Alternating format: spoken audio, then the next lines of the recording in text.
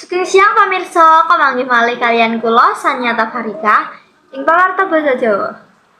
Ing siang punika kula badhe maosaken pawarta ingkang irah-irahan kadesa ing Dusun Junggul, Kecamatan Bandungan, Kabupaten Semarang. Ing dinten Setu 11 Maret 2023, para wargi Dusun Junggul, Kecamatan Bandungan, Kabupaten Semarang punika rame-rame ngawontenaken kagiatan rupanipun kadesa utawi merti dusun. Para bapak lan ibu kalian lare sami ngramekaken kagiatan punika. Kagiatan punika wonten maneka warni, yaiku ana pentas seni, pagelaran linggit lan seni jaranan.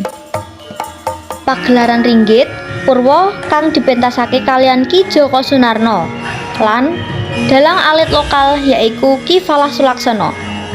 Banjur rayonan seni rakyat lan jaranan punika diramekaken kalian jaran saking Sari Utomo Dusun Junggul, banjur LBSO saking Sombron, TSM saking Lempuyang, WKBK saking Namar, lan KAA saking Polosiri Mbawen.